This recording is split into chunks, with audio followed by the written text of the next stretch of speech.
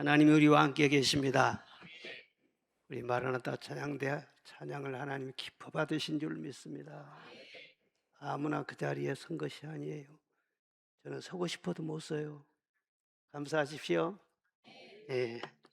지난 주일 저녁까지 성령 부흥회를 마쳤습니다. 그런데 사실은 교회는 예배를 드릴 때마다 성령 부흥회를 해야 돼요. 이 시간도 성령 충만하시기를 바랍니다. 오늘은 그 말씀에 이어서 성령님과 동역합시다, 그런 제목으로 말씀을 전하려고 합니다. 서로 인사합시다. 성령님과 동역합시다. 성령님과 동업합시다. 아멘. 제가 아는 부산에 한 장로님이 계시는데 그 장로님은 사업을 잘 하시다가 동업자 때문에 큰 어려움을 겪었습니다. 이 바다를 매립해서 공장 부지로 분양하는 그런 사업을 하셨는데 동업자와 서로 50대 50으로 투자를 했어요. 그래서 거의 완공 단계에 이르러서 이제 사업 성공을 딱 바라보고 있는데 갑자기 동업자가 세상을 떠나버린 거예요. 그러니까 그 유가족들이 말이죠, 그냥 이 장로님한테 오해를 하고 누명을 뒤집어 쓰이고 막 그렇게 하는데 장로 신분이나 그렇게 함부로 싸울 수도 없고 또 둘이 또 하기는 했지만은 또 근거가 남겨지지 않는 그런 부분도 많고, 그래서 어쩔 수 없이 모든 것을 다 포기하고 빈손으로 그 사업을 접어야 했습니다. 그리고 빚이 그냥 눈덩이처럼 그렇게 쌓이게 된 거예요. 채권자들한테 계속 몰려다니고 피해 다니고 교회도 제대로 못 다니고 자기 집 그 다락방에서 막 이렇게 기도하면서 그렇게 지내다가 깨달았어요. 아, 내가 동업자 잘못 만나서 그렇게 실패를 했는데 이제는 성령님을 나의 동업자로 삼아야 되겠구나. 그래서 그동안 교만했던 거, 그동안 잘못했던 것, 하나님 섭섭하게 했던 거, 그런 거 철저하게 회개하고 이제 사람들한테 무슨 수모를 당하더라도 예배 생활 시작하고 교회에서 봉고차 운전부터 하고 이렇게 해서 내가 새 출발을 해야 되겠구나. 그래서 결심하고 기도하고 신앙생활을 열심히 해서 다시 일어섰어요. 그래서 고등어 잡이를 했는데 제가 그때 만났을 때 고등어 잡이 배가 6척이라 하더라고요. 얼마나 고기가 많이 잡히는지 계속해서 사업의 축복을 받아가지고 그분이 수협중앙회 회장까지 지내셨습니다. 김임곤 장로님이라고. 저 동남아시아에 가보면은요, 그분이 선교비를 내가지고 뭐 고아원도 세우고 학교도 짓고 병원도 짓고 그리고 교회도 건축하고 그런 데가 얼마나 많은지 몰라요.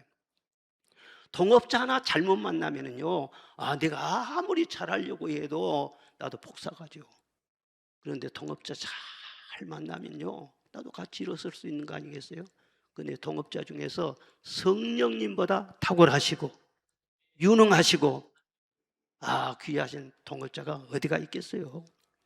오늘 말씀에 보면은 바나바와 바울이 안디옥 교회에 파송을 받아서 선교사로 나간 그런 말씀이 나옵니다. 교회가 안수해서 그분들을 파송한 거예요. 그래서 본인들이 나갔죠. 그런데 모든 것을 성령이 주도하신 것을 볼 수 있습니다. 교회가 금식 기도하고 있을 때 성령이 내가 지명한 사람을 따로 세워서 안수해라, 그렇게 말씀을 하신 거예요. 그래서 성령이 시키시는 대로 안수해서 성령의 보내심을 받아 선교지로 간 거예요. 그런데 혼자 간 것이 아니라 성령과 함께 갔어요.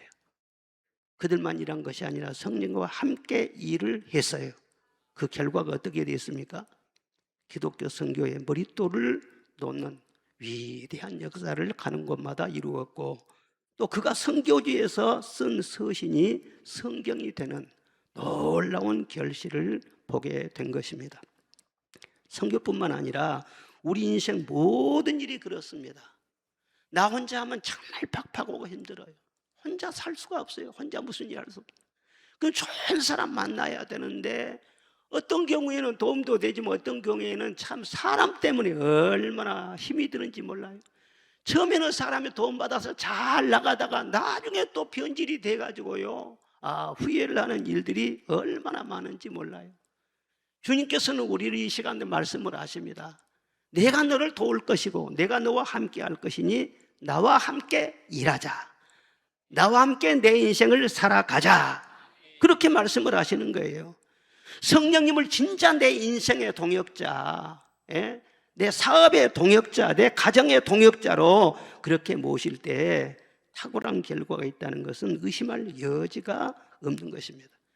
성령님을 내 안에 모실 뿐만 아니라 성령님과 늘 교제하시고 늘 동행하시고 함께 일하는 동역 관계로까지 나가는 그런 복이 있으시기를 주의 이름으로 축원합니다. 성령님과 동역을 할 때 첫째는 따르는 표적을 주시는 것입니다. 바울과 바나바는요, 가는 곳곳마다 말씀을 전했을 때 그 말씀의 역사가 일어났어요. 말씀을 전할 때 전혀 믿지 않은 사람들이었는데 결신자가 생겨나고요, 기도하면 병자가 고침을 받고요, 귀신이 떠나가고요, 믿음의 말씀을 선포하면 그대로 이루어지는 거예요.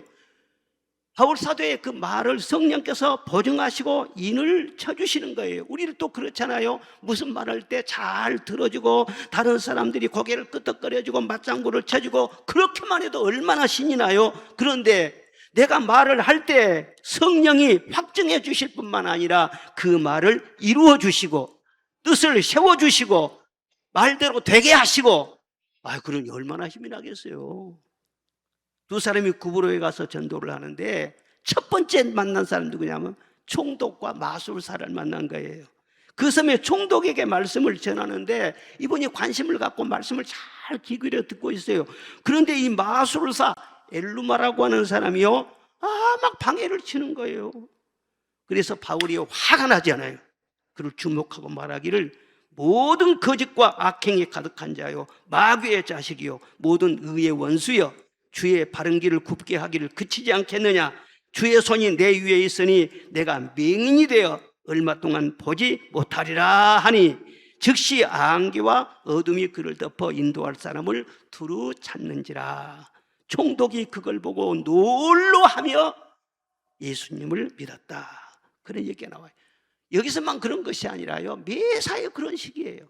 하여튼 바울 사도가 말씀을 전하기만 하면 역사가 일어나고, 무슨 핍박이 일어나면은요, 오히려 그냥 막 불을 때리면은 더 막 불꽃이 튀는 것처럼요, 더 놀라운 성령의 역사가 일어나고, 성령과 함께 갔으니까 절대 성령이 외롭게 혼자 내버려 두질 않는 거예요. 그리고 둘째로는요, 성령과 동역하면은요, 강하고 담대하게 해주십니다. 먼저 마음을 강하고 담대하게 해주십니다. 바울 사도 보면 어디 가나 누구 앞에서나 기죽지 않습니다. 주눅들지 않습니다. 아주 당당합니다. 총독 앞에서, 이방인 앞에서, 유대인 앞에서 그렇게 말할 때도 있었지만은요, 가리지 아니하고 누구에게든지 하나님이 나와 함께 하신다는 그런 확신 때문에 당당하게 말을 합니다.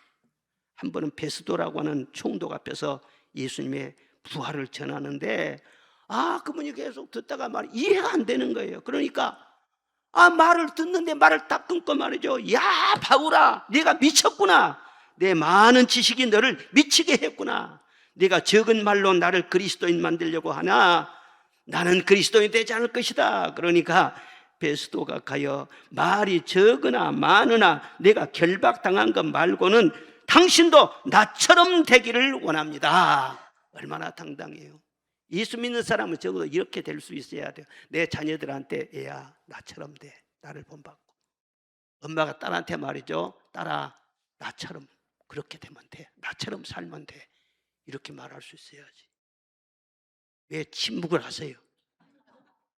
왜 아멘을 못 하세요? 사실은 목회자가 말이야, 바울 사도처럼요, 내가 그리스도를 본받는 것처럼 너희는 나를 본받는 자들아, 그렇게 말할 수 있어야 진짜 목사예요, 그 사람이. 그런 목사가 되도록 기도하시기를 바랍니다. 절대 하나님께서는요 혼자 내버려 두지 으스러나게 해지. 성령이 내 안에서 역사하시니까 내 안에서의 모든 염려와 불안과 근심과 두려움과 부정적인 생각과 우울한 것과 내 안에서부터 작업을 해가지고 성령께서 다 그것을 제거해 버리시는 거예요. 속에 있는 쓰레기를 다 소각을 시켜버리는 거예요. 그러니까 강하고 담대할 수밖에 없고, 이 시간도 성령의 불을 받으면 여러분의 속이 깨끗해지니까요, 담대해지고요, 근심이 떠나가게 되고요, 우울증이 떠나가게 되고 귀신이 떠나가게 되고요. 이게 성령이 함께 하시는 증거란 말이에요. 또 성령과 동역하실 때 성령은 막으시기도 하고 길을 열어주시기도 하시는 것입니다. 예. 성령님과 동역을 해도 막힐 때가 있어요. 왜냐하면요, 내가 성령과 함께 가기는 가지만 성령님은 뒤에 따라온 분이 아니고 옆에 계신 분만 아니라요, 항상 앞서가면서 나를 인도하시거든요. 그런데 성령님 제껴놓고 내가 앞설 수도 있는 거예요.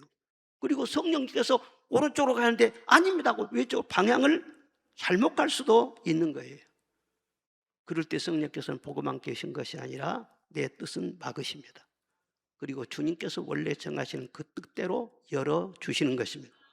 하늘이 땅보다 높은 같이 성령님의 생각은 우리 인간의 생각과는 차원이 다른 거예요. 가는 길이 막히고 어려움이 덮칠 때는요, 그것이 나를 보호해주고 더 좋은 길로 인도해주는 방법일 수 있다는 것을 여러분 믿으시기를 바랍니다. 바울 사도가 아시아로 가려고 다 준비를 해놓은데 예수의 영이 그 길을 허락하려 하니 막아버린 거예요. 왜 막지? 그리고 저녁에 기도하다 잠을 잤는데 환상이 쫙 보이는 거예요. 마게도냐 쪽으로 가는 그 환상이 보이는 거예요. 그래서 그쪽으로 가는 길을 막고 마게도 쪽으로 쭉 나가도록 그렇게 성령께서 인도하신 거예요. 어떻게 됐든지 간에 성령님의 인도하심은 차원이 높습니다. 멀리 보고 높이 보시니까 정확한 거예요. 성령님과 함께하면 감당 못할 시험이 없고 다 합력하여 선이 이루어진다는 것을 믿으시기를 바랍니다. 무슨 일이 막힐 때 그냥 막 스트레스 받고 그러지 마세요. 거저 감사하시기를 바랍니다. 그리고 예배의 자리를 떠나지 말고 항상 은혜 안에 살게 되면은 반드시 하나님이 예비하신 길이 보이게 되고 그 길이 열리게 되고 역시 하나님이시구나, 그렇게 고백하게 될 수밖에 없는 겁니다.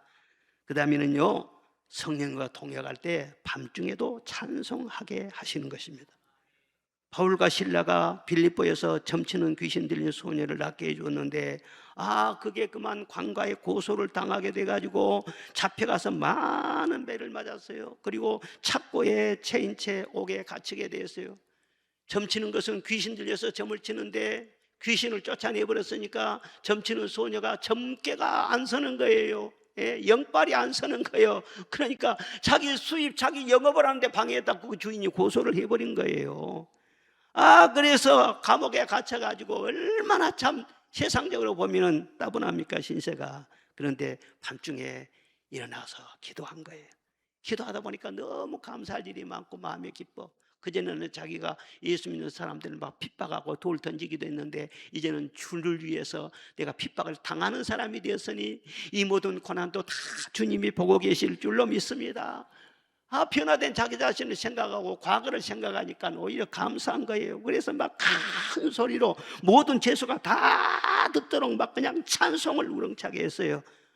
그런데 갑자기 지진이 나면서요, 옥토가 흔들리고요, 착고가 풀어지고요, 옥문이 열리는 놀라운 기적이 일어난 것입니다.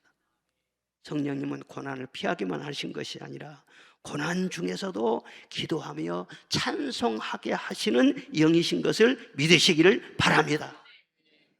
큰 역사는 다 밤에 일어나는 거예요. 밤이 깊어가면 새벽이 오듯이 어떤 환난과 고난을 당한다고 할지라도 찬송을 쉬지 않고 계속 하나님 의지하면 지진이 일어날 줄로 믿습니다. 영적인 지각 변동이 일어날 줄로 믿습니다. 그래서 고난은 가고 찬란한 해가 떠오르게 되는 거예요.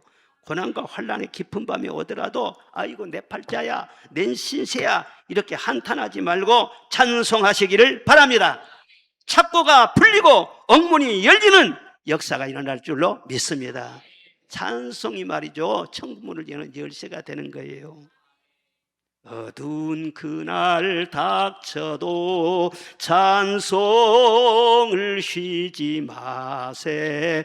금검은 고를 타면서 나 주를 찬양하리. 4절도 4절. 큰 풍파 일어나는 거 세상 줄 끊음일세. 큰 풍파 일어나는 거 세상 줄 끊음. 세상 의지하지 말고 세상 방법으로 하지 말고 제발 좀 하나님께 가까이 하라는 그런 신호라는 거예요.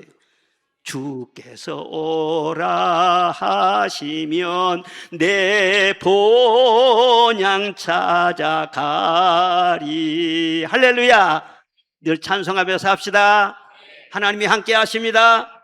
그리고 우리의 필요를 채워주시는 것입니다. 바울 사도는 보냄을 받아 갈 때 아무것도 없이 갔어요. 그런데 아무것도 없이 갔는데 이상하게 가는 데마다 돕는 사람이 생겨나요. 가는 데마다 먹을 것도 누가 주어요. 잠잘 곳도 누가 다 주어요. 성령님의 보냄을 받아 성령님과 함께 가며 성령님과 동역을 했더니 성령께서 때를 따라서 필요한 것을 다 채워주시더라는 거예요. 얼마나 감사하니.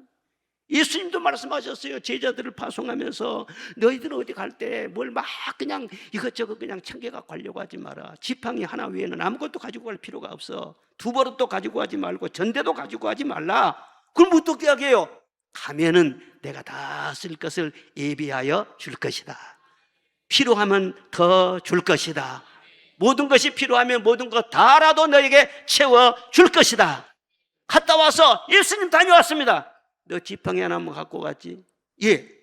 너 부족한 거 있었어? 없었습니다. 여러분, 오늘 우리에게도 말씀을 하시는 거예요. 제가 처음에 말이죠, 주일을 시작을 할 때 참 아무것도 없었어요. 아무것도 없었어요. 진짜 지팡이 하나만 가지고 주일을 시작한 거예요. 차 산골에 들어갔어요. 그랬더니 지금 생각해 보니까는요, 그때마다 때를 따라서 하나님이 끊임없이 필요한 것을 공급해 주신 거예요. 건강도 주시고 먹을 것도 주시고 입을 것도 주시고. 요즘은 고기가 흔하지만 그때는 고기가 얼마나 귀해서 치킨, 통닭 좋아하지 마세요. 1년에 한 번 닭고기 한 점 먹어볼까 말까 그래. 고기가 먹고 싶으면은요, 아침에 누가 통닭 반 마리를 갖다 놓은 거예요. 얼마나 감사한지. 그냥 막 너무너무 모든 것이 감사할 뿐이에요. 가정도 지켜주시고 교회도 붕대게 하시고. 신기한 것은 말이죠, 눈 하나밖에 안 보이는데 말이에요, 이 하나의 눈을 가지고는 지금까지 눈에 불편함이 없이 주의를 다 감당하게 하시는 거예요. 끊임없이. 내가 지금까지 설교를 몇 번 한 줄 아세요? 수만 번을 했어요. 수만 번을. 여러분 설교 한 번 하라고 하겠어요?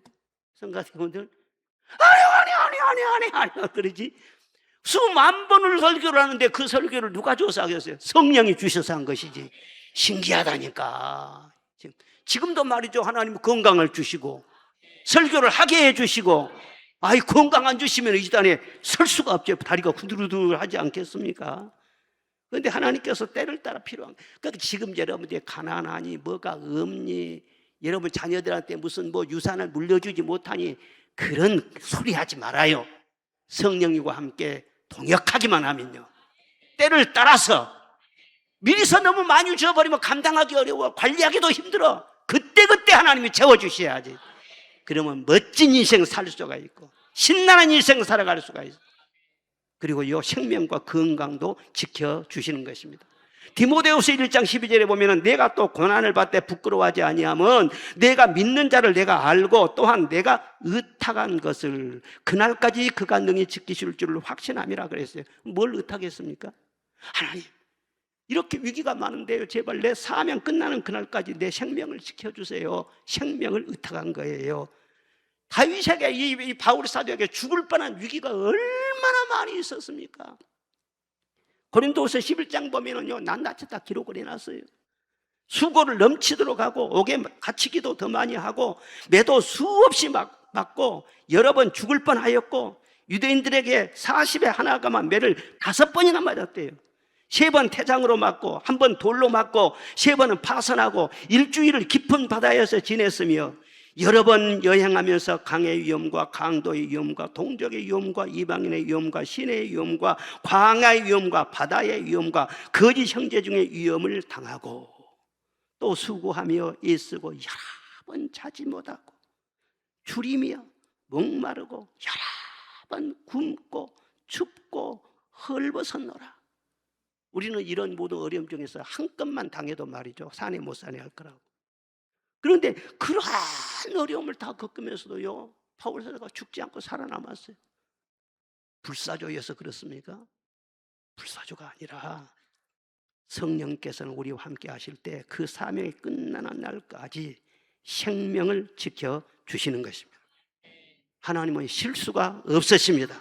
아무리 생명을 빼앗으려고 하고 해치려고 해도 하나님보다 더 크신 자가 없는 줄로 믿습니다. 여러분, 사명의 길을 떠나면은요, 누가 어떻게 되는지 몰라요. 생명이 어떻게 떠난지도 몰라요. 내 마음대로 살다가 허무하게 끝나는 허망한 그런 생명 되지 말고 끝까지 사명 붙잡고 가면은 하나님이 여러분의 생명도 붙잡아 주시는 것입니다. 사명의 사람은 하나님이 부르시기까지는 아무도 그의 생명을 해할 자가 없습니다. 세상 사람들은 사람을 이용하고 버리기도 하지만은요, 하나님은 사람을 쓰실 때 반드시 끝까지 책임져 주시고 영광스럽게 해주신다는 것을 믿으시기를 바랍니다. 나의 생명과 건강을 사명이 끝나는 그날까지 지켜주실 줄로 믿습니다. 이런 믿음으로 사는 거예요. 이런 믿음으로, 이런 배짱으로 사는 거예요. 그러니까 누가 막 건강 때문에 저한테 여러 가지로 돕는 말이라고 생각하는 말을 해주지만 내 속으로는 확실해요. 내 사명이 끝나는 그날까지 하나님은 내 생명과 건강을 지켜주신다. 하나님이 지켜주시면 내가 조금 비타민 부족해도 하나님이 보충해버려. 할렐루야. 걱정할 것 없어. 마음이 평안하고 안심한 거예요. 여러분을 나의 성령께서 동역자로 삼아주신 것을 감사하시기를 바랍니다. 그런 영광이 어디가 있겠어요? 사람이 없어서 쓰시는 것이 아닙니다. 해변의 모리알처럼 많고 많은 사람 중에서 특별히 나를 사랑하시고 불쌍히 여기셔서 택하여 불러 세워주신 것입니다. 그것이 은혜인 것입니다. 너무나 감사한 거예요. 이 세상 태어나가지고는 누구는 특별한 인생 삽니까? 다 고생 하다가 살다가 끝나는 거예요. 그런데 하나님께서 선택해 주셔가지고 하나님의 동역자로 쓰임을 받고 저 천성 멸류관을 바라본다는 것, 얼마나 놀라운 거 아니겠어요? 저는 지금 금년로에서 목회한 시작한 지가 49년째입니다. 49년째. 그런데 어느 한 번도요, 나는 왜 이렇게 고생이 많을까? 나는 왜 신세가 이렇게 따분할까? 이렇게 생각이라도 해본 기억이 내게는 없어요. 내 기억이 그런 기억은 없어요. 얼마나 감사한지. 나 같은 부족하고 비천한 이렇게 써주신 거 얼마나 감사한지. 내가 주님이 안 써주셨으면 지금 뭐하고 있겠어요? 경로당이나 찾아가지. 커피 한 잔 주세요. 이러고 다니면 저리 가시오, 저리 가시오. 구박받고 생각만 해도 아찔하네. 그런데 끝까지 사명 붙잡으면요, 하나님이 나를 붙잡아 주시고요, 하나님의 자존심이 돼가지고요, 자존심 상하면은요 사람 못 참는 거예요. 하나님의 사람을 건들면은요 하나님이 가만 안 놔두신다고 해가지고 그런 가치 있는 사람이 돼야죠. 분명히 하십시오. 하나님은요 우리를 쓰십니다. 끝까지 쓰십니다. 그런데 성경 말씀 보면은요 잘 쓰시다가 버리기도 해요. 왜 버리냐? 하나님이 실증난 것이 아니라 사람이 변질되면 버리는 거예요. 그리고 쓰시다가 사람 바꿔치기도 한다고. 그러니까 끝까지 쓰임을 받는 몫이 바로 내게 있는 거예요. 쓰임 받도록요 조심해야 돼요. 끝까지 쓰임 받으려면 첫째는요 성령님과 방향이 맞아야 됩니다. 뭐가 맞아야 돼요? 가는 방향이 맞아야 된다는 말이에요. 성령님과 같은 꿈을 꿔야 돼요. 성령님 내 안에 계시면서 함께 동역한다고 하면서 성령님과 동상이몽하면 되겠어요? 동역관계가 깨지는 것이죠. 성령은 어떤 분이시냐? 예수 그리스도의 영이시라고 했어요. 영들이 많은데 성령인 것을 어떻게 분별하냐? 영이라고 다 똑같은 영이 아니에요. 성령은 오직 예수 그리스도의 영이에요. 아멘. 성령이 왜 주님이 부활 승천하신 후에 오셨습니까? 예수 그리스도의 복음을 전하기 위해서 오신 줄로 믿습니다. 그래서 이 성령이 아니고는 예수님을 알 수도 없고 예수님을 믿을 수도 없고 예수님을 사랑할 수도 없습니다. 성령님은 예수 그리스도의 복음을 전하기 위해서 예수 믿음을 끝까지 지키게 하기 위해서 우리 안에 오신 분이에요. 그러므로 교회가 오직 복음을 전하고 예수님을 뜨겁게 사랑하려고 할 때에 성령이 강하게 역사하시고 교회가 부흥되고 변함없이 그 교회와 함께 하신다는 것을 믿으시기를 바랍니다. 이렇게 성령님의 방향과 맞아야 성령님과 롱런을 할 수 있어요. 변함없이 길게 갈 수가 있어요. 그리고 성령님과 함께 계속 갈 때 갈수록 복되고 아름답고 영광스러운 성령의 역사를 많이 경험할 수 있게 되는 것입니다. 아무리 은사를 받고 신비를 많이 체험했다고 할지라도 성령님의 이 방향과 맞지 않으면요 동역관계가 점점 약해지는 거예요. 그리고 나중에는 소멸될 수밖에 없는 것입니다. 예수님을 사랑하시기 바랍니다. 예수님을 닮아가시기를 바랍니다. 예수님을 더 가까이 하시기를 바랍니다. 더 알려고 하시기를 바랍니다.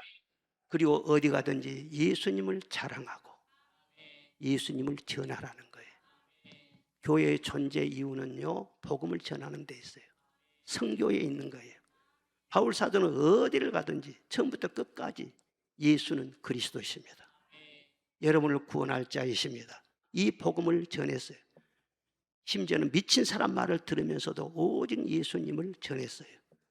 오늘날 교회가 선명하게 이 복음을 붙잡고 전할 때 성령의 역사는요 오늘날도 활발하게 일어날 수 있는 것입니다. 현대를 포스트 모더니즘 시대라고 말하잖아요. 포스트 모더니즘이 무엇이냐면 절대 가치를 인정하지 않는 거예요. 모든 것을 상대화시켜버린 거예요. 그래서 좋은 게 좋은 거라는 거예요. 내가 좋으면 다 좋다는 거예요. 누가 무슨 말을 하도 내가 좋은 것은 다 좋다는 거예요. 그러니까 종교도 절대는 없다는 거예요. 다 사람들이 다 옳다고 하는 그것이면 되는 것이지. 개신교나 불교나 천주교나 원불교나 이슬람교나 다 종교는 똑같은 것이지 나만 옳다고 하면은 오히려 배타적이라는 거예요. 그 시대가 바로 지금 이 시대예요. 예, 하나의 진리만 딱 붙잡으면은요 집중 공격을 당할 수밖에 없고 배타적이라는 소리를 들을 수밖에 없어요. 그럼에도 불구하고 기독교는요 그렇게 말할 수는 없습니다. 오직 예수님만이 생명이시고 예수님만이 부활이십니다. 우리 죄를 위해서 죽으시고 부활하시고 다시 오실 분은 예수님밖에 없어요. 세상에 아무리 유식한 소리를 나고 감동적인 그런 말을 하고 고상한 인격을 가지고 있고 대단한 의식이 있다고 할지라도 누가 여러분을 위해서 피 흘려 주었습니까? 누가 여러분을 위해서 다시 살았습니까? 장차 여러분을 맞이하기 위해서 기다리고 계신 분이 누구십니까? 예수님밖에 없어요. 아멘. 예수님밖에 없어요. 오직 예수님만이 길이십니다. 진리이십니다.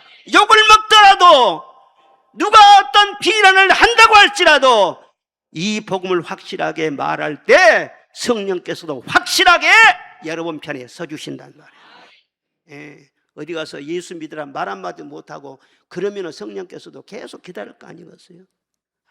아이고 내 말 한번 했으면 좋겠는데 그러고 있을 거 아니겠어요? 그렇습니다. 예수님은 인류의 소망이시고 우리의 소망이시고 우리나라의 소망이신 줄로 믿습니다. 이 나라를 더 좋은 나라를 만들게 하는 것은 더 어떤 교육이나 정치나 경제 발전이나 거기에만 있는 것이 아니에요. 보십시오. 우리나라가 얼마나 많이 발전했는가. 아시아나 유럽 사람들도 우리나라 와보 깜짝 놀랐는데 세상에 이런 나라가 다 있느냐 그러고요. 전 국민이 거의 다 대학을 졸업할 정도로 교육 수준이 그렇게 높아지고 뭐 요즘 들어서 뭐 반도체 때문에 그런다고 하지만요 경제적으로 얼마나 부강해졌는데 그런데 가만히 이 세상 살아가는 거 보면은요, 갈수록 범죄는 더 잔인해지지. 어쩌면 그렇게 이혼을 많이 하는지. 이혼하는 사람들은 늘어나지. 마약과 에이즈는 더 번지고 있지. 무슨 낙태하는 것은 막 권리라고 말하지. 생명 죽이는 것이 권리입니까? 그러니까 완전히 인간성이 이상하게 돼버린 거예요. 청소년들은 걷잡을 수 없이 탈선하고, 대개 국민들은요, 불만이 갈수록 커지고 있는 거예요. 전부 다 이 말 들으면 남 탓이에요. 환경 탓이에요. 나라 탓이에요. 사랑하는 여러분, 세상이 유토피아처럼 환경이 좋아지고 이 나라에 제갈량 같은 지도자가 나온다고 할지라도 그러면 잘 될 것 같습니까? 그럴 일도 없지만은 그래서 좋아하는 것이 아니에요. 사람은 떡으로 사는 것이 아니라 하나님의 말씀으로 사느니라. 아무리 기술력이 뛰어나고 반도체 잘 만든다고 세계가 부러워할지라도 인간성이 무너지면은 부가 오히려 독이 될 수도 있는 것입니다. 정신을 차려야 돼요. 너도 나도 주 예수를 믿음으로 변하여 새 사람 지고 주님의 품에 안겨서 내 영혼이 회복될 때만이 진정으로 인생 행복이 깃들게 되는 것이고, 그런 사람들이 살아가는 그 나라를 하나님께서 더 살기 좋은 나라로, 더 평화로운 나라로 세워주실 줄로 믿습니다. 나라는 하나님이 다스려야 해요. 하나님의 복을 주셔야 돼요. 잘못된 우리 인간성 회복하는 길은 예수님 내 안에 계셔서 내가 새 사람이 되는 그 길 밖에는 없는 거예요. 모든 어려움을 극복하고 잘못된 모든 것을 치료해 주실 의사는 예수님밖에 없다는 것을 믿으시기를 바랍니다. 그리고 끝까지 예수님 붙잡고 말이죠, 그 예수님을 늘 전하고 말이에요. 교회가 그렇게만 해보세요. 다른 걸 생각하지 말고 예수님만 늘 찬양, 예수님께 감사하고 예수님 전하려고 하고, 성도들이 모이면 기도하고 흩어지면 전도하고, 따라합시다. 모이면 기도하고 흩어지면 전도하고. 성령이 그럴 때 말이죠, 불로 역사하시는 거예요. 큰 역사하시는 거예요. 어디 가든지 말이죠, 침묵하고 말 한마디도 못하고 그러면 안 돼요. 예수님이 그 속에 없고 진리가 없는 사람은 침묵이 금이에요. 그러나 복음이 그 속에 있는 사람들은요, 말을 해야 영혼을 살리고 나라를 살리고 하나님의 영광이 나타내는 거예요. 그리고요, 계속 성령 화목하려면요, 성령님과 화목해야 됩니다. 성령과 뭐 하라고요? 화목해야 돼요. 부부가 자식 낳아서 기르면서도요, 살림을 일으키는 거 중요하잖아요. 그런데 진짜 가정생활에 중요한 것이 무엇이냐면 가정 화목이에요. 예. 아무리 집이 좋아도 부부간에 서로 화목하지 못하고 불화해 보세요. 그러면은요, 하루하루가 너무너무 힘든 거예요. 성경 말씀 보면은요, 서로 다투면서 좋은 집에 사는 것보다도 광야에서 혼자 사는 것이 훨씬 낫다 그랬어요. 잠언의 말씀 보면은요, 다투는 여인들은 이어 떨어지는 물방울이니라 그랬어요. 장마 때 비가 좀 그치면 좋겠는데 계속 물방울 떨어지면 어이 짜증나 그렇잖아요. 그러니까 다투는 여인하고 사는 것은 이어 떨어지는 물방울이라고 그랬어요. 어째 여인들만 말을 해놨을까? 남편들도 마찬가지예요. 그러니까 서로 잘하라는 말이에요. 부부간에 소금을 두고 내가 좀 손해보더라도. 왜 하면 안 해요? 가정은 무엇이냐? 손해보는 것이에요. 내가 손해보는 거예요. 그래야 가정 다 살리는 거예요. 그와 같이 가까운 사람과 화목이 중요하잖아요. 그럼 성령님이 제일 가깝잖아요. 우리 안에 와 계시니까. 그 성령님과의 관계, 성령님이 인격이시, 인격. 이 관계가 제일 좋아야 한다는 거예요. 성령님을 좋아하면서도 내가 성령의 도움만 받고 내 기분만 좋아지려고 그렇게 하면 절대 성령과의 동역관계가 오래가지 못하는 것입니다. 성령님은 아주 거룩한 영이세요. 아무도 화평함과 거룩함이 없이는 주를 보지 못할 것이라 말씀을 했어요. 성령님은 아주 거룩하시기 때문에 내가 성령님과 화목해야 한다는 것은요, 내가 거룩함을 추구해야 한다는 거예요. 거룩함을 삼아야 한다는 거예요. 죄를 미워해야 한다는 거예요. 성령이 함께 거하고 싶어도 내 속이 죄로 오염돼 버리면은요, 함께 거할 수가 없고 근심하고 소멸당하고 막 괴로워하시다가 결국은 성령이 떠날 수도 있는 거예요. 언제 한 해 말이야, 옛날인데 십몇 년 됐을 거야 아마. 저 순천 만에 말이죠, 철새가 많이 오잖아요. 철새 도래지라고 하잖아요. 그래 와가지고 거기에서 막 짱통거도 먹고 게도 파먹고 막 그러면서 이 새들이 영양 보충을 해가지고는 저 시베리아까지 날아간다는 거예요. 그런데 어느 한 해는 말이죠, 이 철새 도래지에 철새가 한 마리도 안 온 적이 있어요. 왜 안 왔느냐? 다 조사를 해보니까는요, 순천만이 막 농약으로 오염이 돼버린 거예요. 그래가지고 순천시가 아주 비상이 걸렸어요. 그래서 전부 다 정화시키고 전부 다 막 대책을 세우고 그런 다음에 말이죠, 철새들이 다시 확 날아왔다. 예. 마치 우리 심령이 그와 같아요. 성령이 항상 거하게 힘쓰지만은요, 죄로 말미암아 더러워지면은요, 성령은 거룩하시기 때문에 함께 영원히 거할 수가 없는 것입니다. 그리스도인이라는 어떤 사람인가? 죄로 죽었던 나를 주님이 살리셨으니 다시는 죄짓지 않고 주님 뜻대로 살겠습니다. 그렇게 서원한 사람들이 그리스도인들인 거예요. 그래서 그리스도인들은 기본적으로 거룩함을 사모해야 돼요. 그래야 성령님과 동거하고 동행하며 길게 동역할 수 있는 것입니다. 성경 말씀 보면 사울도 그렇고 발람도 그렇고 한때 은사를 크게 받았어요. 아주 멋지게 쓰임 받았어요. 그런데 그들이 타락하고 변질되고 그러니까는요, 나중에는 잠깐 쓰임 받고 결국은요 버림받게 되어버려요. 오늘날도 마찬가지예요. 우리가 은혜를 많이 받는다 할지라도 죄를 자꾸 품고 자꾸 무슨 썸씽을 좋아하고 자꾸 어떤 비밀을 좋아하고 이런 식으로 자꾸 죄를 따라가면요, 결국은 그렇게 된다는 거예요. 아이 목사님, 나는 괜찮아요. 나는 절대 그럴 일 없어요. 내가 누굽니까? 몇 년 동안 예수 믿었는데요. 그렇게 말한 것은 교만이에요. 아브라함도 넘어지고 모세도 넘어지고 다윗도 다 죄를 짓고 넘어지고 그런 적이 있는데 나는 괜찮습니다. 이것은 아주 큰 교만이에요. 여러분이 지금까지 큰 죄를 짓지 않고 이만큼 거룩함을 지키면서 살아온 것은 여러분의 의지가 강해서가 아니고 여러분의 신령해서가 아니에요. 하나님의 은혜인 줄로 믿습니다. 하나님이 붙들어 주셔서 넘어지지 않고 버림받지 않도록 그렇게 해 주신 거예요. 무슨 엉큼한 짓을 하고 앙큼한 짓을 하면서도 말이죠, 그것이 내 자유인 줄 알고 권리인 줄 알고 즐기면 되지, 그런 식으로 생각하는 것은요, 십자가의 원수로 행하는 거라는 거예요. 우리가 다 완전하지 못하기 때문에 약해서 넘어지거나 한순간의 실수라도 할지라도요, 진심으로 회개하고 돌이키면 용서해 주시고 성령을 부어주시죠. 그러나 죄를 짓고도 죄를 정당화시키거나 죄를 숨기거나 한편으로 죄를 버리지도 않고 즐기고 있거나 그런 사람은 분명히 그리스도인이 아닙니다. 그리스도의 영이 그 속에 없는 사람이에요. 성령이 그 안에 계시면요, 어떤 죄를 품고 있을 때 괴로워서 못 견딥니다. 제 말이 틀렸어요? 잠시 동안은 그렇게 할 수는 있어요. 그런데 계속 예배드리고 성령 안에 가시되 괴로워서 그 토해내지 않겠어요? 그리고 내 거룩함을 지키려면 다른 것 아니에요. 여러분 속에 말씀의 칼을 두어야 돼요. 말씀의 칼을 두어야 돼요. 내가 목숨 걸고 철저하게 이 죄만큼 내가 빠지지 않기를 원합니다. 그렇게만 해도 그 말씀이 여러분을 지켜주신다니까요. 제가 여러 번 간증을 했잖아요. 제가 전도사 때 말이죠, 지금부터 말이 40몇 년 됐지. 전도사 때 보니까는 나도 죄에 빠질 유혹이 있거든.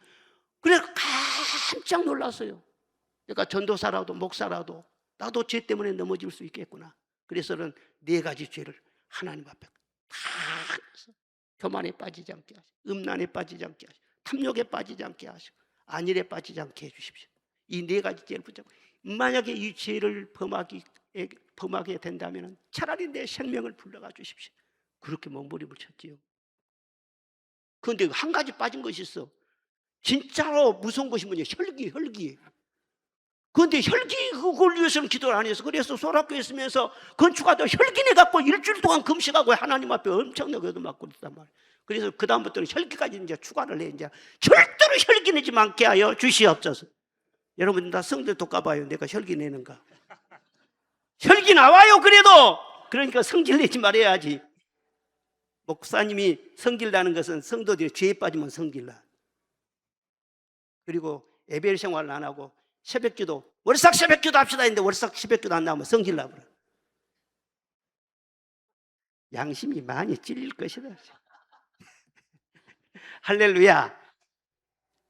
목사님, 참 목사님은 왜 우리를 끝까지 괴롭힙니까? 그러지 말고 이런 목사님 있는 것을 감사히 생각해야지. 누가 여러분의 영혼을 책임져 주겠어요? 예?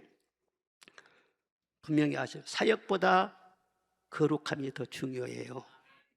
여러분이 헌금 많이 바치는 것보다 거룩함이 더 중요해요. 기도 많이 하고 찬양대하는 것보다도 거룩함이 더 중요해요. 아무리 능력이 뛰어나도 명예와 인기와 영광을 얻어도 거룩함을 잃으면 성령님은 조용히 잠적하시다가 기다려도 돌이키지 않으면요 떠나시는 거예요. 죄짐은 마귀가 가지고 논다는 것을 알아야 돼요. 한때 잘 믿는 것 같아도 죄와 싸워서 이기지 못하면요 받은 복을 지킬 수 없어요. 믿음도 지킬 수 없어요. 그러므로 거룩함을 정말 사모하시기를 바랍니다. 그 거룩하심 나도 이루리. 주 예수 세상에 다시 오실 그날엔 무성도 변화하여 주님의 빛나는 그 영광을 다 함께 보며 주 찬양하리. 주님의 마음 본받아 살면서 그 거룩하심 나도 이루리. 주님이 부활에 재림하실 때 얼마나 그 영광이 아름다운가. 지금 아무렇게나 살다가 그날이 가면 나도 획가닥하니 아름답고 빛날 것이라 생각하지 말아요. 다 거룩함을 사모하시기를 바랍니다. 그래서 주님처럼요 내 모습도 빛나고 아름다워질 거 아니에요. 그것이 상급이란 말이에요.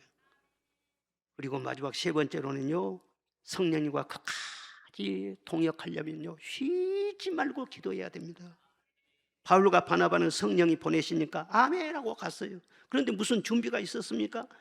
당시에 여행을 한다는 것은 매우 위험했습니다. 교통편이 준비된 것도 아니고 누가 기다리는 것도 아니고 아무 준비도 없이 무작정하고 그냥 떠나간 거예요. 그런데 성령님과 함께 가면서요 기도하면서 간 거예요. 그리고 어느 선교지에 들어가면은 먼저 여기 어디 기도할 곳 있나 알아보고는요 기도처를 정해놓고 날 다니면서 기도했다고 했어요. 그렇게 꾸준한 기도가 있었기 때문에 놀라운 성령의 역사가 계속해서 이어졌다는 것을 여러분 알아야 되는 것입니다. 성령이 내 안에 계신다는 것과 능력을 나타낸다는 것은 다른 문제인 것입니다. 그리스도인들에게는 다 안에 성령이 계시지만은요 능력은요 기도할 때 나타나게 되어 있는 것입니다. 바람이 불어야 힘이 있지 바람이 가만히 있으면은요 있기는 있어도 무슨 힘 없어. 예? 풍력 발전기를 돌릴 수도 없어. 바람은 불어야 되고 강물은 흘러야 되고 불은 타올라야 하듯이 우리 애가 성령이 내 안에 계시지만 성령은 역사를 해야 될 줄로 믿습니다. 언제 역사하느냐? 기도할 때 역사하는. 이사야서에 보면은 하나님으로 쉬지 않고 일하시게 하라 그런 말씀이 나와요. 그러니까 하나님도 일하고 싶지만 우리가 기도하지 않으면 일할 수 없기 때문에 쉬지 않고 일하시도록 쉬지 않고 기도하라 그런 말씀이에요. 기도하지 않으면요 성령이 일하실 수가 없어요. 하나님의 모든 역사, 구원의 역사, 이 영혼의 역사는요 기도 생활 속에서 다 이루어지는 것입니다. 기도하지 않아도 될 만큼 작은 짐이 없고 기도해도 소용이 없는 큰 문제도 없다. 패트릭이라는 사람은 그런 말을 했어요. 마르틴 루터는 말하기를 기도 없이 성령 충만하려는 것은 호흡 없이 살아가려는 것과 같다 그렇게 말을 했어요. 여러분 꼭 내 눈앞에 있는 현실 다급한 그런 일만 챙기려고 하지 말고 일이 많든지 적든지 잘 되든지 안 되든지 남이 알아주든지 안 알아주지 않든지 개의치 말고 하나님을 오로지 바라보면서 기도 생활을 꾸준히 이어가시기를 바랍니다. 일이 많으면 기도도 더 많아야 되지 않겠어요? 일이 적을 때는 일 삼아서 기도해야 되지 않겠어요? 아무리 뛰어난 전략을 짜고 조직을 하고 열정으로 추진한다 할지라도 성령이 일하지 않으면 되는 일이 없는 것입니다. 사람은 누구나 심는 대로 거두어요. 기도로 심으면 응답으로 거둡니다. 할렐루야. 중국에 허드슨 테일러라고 하는 유명한 선교사가 있는데, 그분이 양주에서 선교할 때 그 양주에 있는 학자들과 일부 군인들이요 막 들고 일어나서 핍박을 한 거예요. 돌멩이를 던지고 이 선교사들 막 죽이려고 하고 막 그랬어요. 그러니까 이 본국에까지 이 소식이 알려져 가지고 이 중국과 영국 양 국가 간에 이 문제가 돼버린 거예요. 그래서 영국에서도 이 허슨 테일러 이거 골칫거리란 말이에요. 국가적으로 막 외교 문제가 생기게 하니까. 그래서 선교 헌금 송금한 것도 뭐 그것도 못하게 딱 차단시켜버리고 막 그냥 호출을 한 거예요. 빨리 돌아오라. 그리고 재정적인 어려움에 빠져가지고 한 200여 명의 선교사를 거느리면서 다 그들 생활비도 주고 해야 되는데 재정이 막혀버리니까요 먹을 양식도 없지요. 얼마나 힘들겠어요. 그래서 이제 포기하고 철수해야 된 거 아닌가, 그런 말들도 많이 있었는데, 그때 이 허드슨 테일러는 사무실 문을 닫고 엎드려서 주님께 기도하기 시작했다는 것입니다. 주님, 사람은 할 수 없지만 주님은 하실 수 있습니다. 오로지 사람에게 말하지 않고 하나님께 기도로 매달렸어요. 그런데 몇 날 며칠 그렇게 기도를 하고 있었는데, 그때 그 소식이 어떻게 알려졌는지 성령께서 그냥 무선을 쳐서, 그래가지고 고아의 아버지라고 하는 조지 뮬러 목사님이요 2,000파운드라가 되는 그 금을 격려의 편지와 함께 보내주었다는 것입니다. 그 아주 어려울 때 그 돈이요 선교지에 엄청나게 큰 힘이 된 거예요. 그리고 이 허드슨 테일러가 누군지도 몰라, 영국 사람들이요. 그런데 신문에 자꾸 이 사람이 골칫거리다, 이 사람이 문제가 있다, 중국에서 내지 선교한다 그러니까는요 오히려 그것이 막 광고가 돼가지고 영국 교회 많은 성도들이 그 신문을 보고요 입소문을 듣고요, 그렇게 우리나라 백성 중에서 선교를 하시는 분이 있어? 그리고는 후원 기도회가 조직이 됐네. 그리고 그 기도회를 통해 선교금이 많이 모아졌네. 그래서 그걸 막 보내주기 시작한 거예요. 그리고 화가 변해서 큰 복이 되었다. 여러분, 하나님의 종에게, 하나님의 자녀들에게 어떤 어려움이 있다는 것은요 다른 것이 아니에요. 너 하나님을 찾아라. 너 하나님 의지해라. 답은 내게나 있다. 내가 너를 도울 것이다. 그런 사인이 있는 거예요. 어떤 고난을 당해도 기도하면은요 감당치 못할 시험이 없고 피할 길도 주시고, 기도하면은요 이런 일 저런 일인 것 같아도 다 합력해서 선하게 만들어 주신다는 것을 믿으시기를 바랍니다. 성령님이 내 안에 계신 것으로만 만족하지 마세요. 예수님 구주를 믿는 사람은 다 성령이 안에 계세요. 따라합시다. 내 안에 성령이 계십니다. 떠나지 않으시고 나를 버리지 않으시고 영원토록 나와 함께 하십니다. 그것이 은혜예요. 그런데 거기에만 머무르지 말고 성령님과 교제하시기를 바랍니다. 그리고 동행하시기를 바랍니다. 그리고 동력하시기를 바랍니다.